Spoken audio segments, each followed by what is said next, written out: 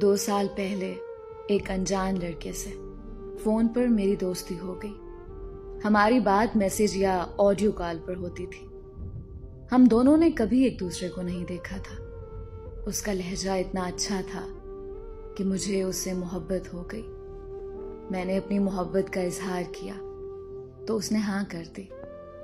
फिर हम दोनों ने एक दूसरे को तस्वीरें शेयर की।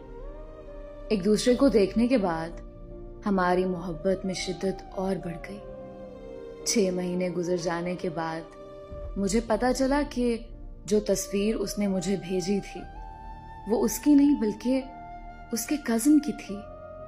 मुझे बहुत दुख हुआ। जिस चेहरे को मैं दिल में बसाकर दिन रात प्यार भरी बातें करती थी, वो चेहरा उसका नहीं बल्कि किसी और का था।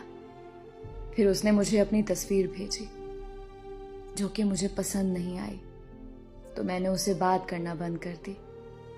उसने मुझसे बहुत माफियां मांगी, बहुत मिन्नतें की, लेकिन मैंने उसे माफ नहीं किया और उसका नंबर ब्लॉक कर दिया।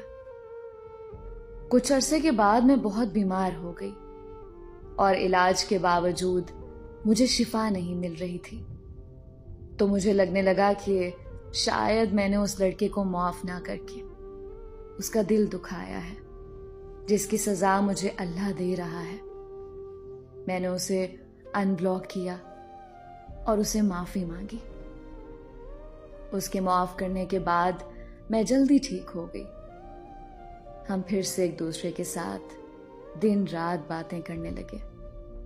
इस बार मोहब्बत की शिद्दत पहले से कई गुना बढ़ चुकी थी, लेकिन किस्मत का खेल देखो, मेरे साथ फिर धोखा हो गया। वो शादीशुदा और 2 बच्चों का बाप निकला और उसने ये बात मुझसे छुपाई हुई थी और उसे इस बात का इल्म नहीं था कि मुझे उसकी शादी का पता चल चुका है।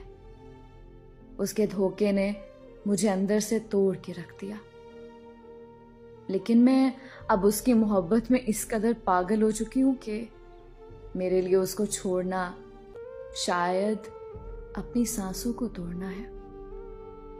अब मैं मेरी नहीं रही बल्कि दिलो जान से उसकी हो चुकी हूं। वो चाहे तो मुझे अपनी दूसरी बीवी बना ले या फिर अपने हाथों से मार दे, क्योंकि अब उसके बगैर अब मुझे एक सांस भी गवारा नहीं।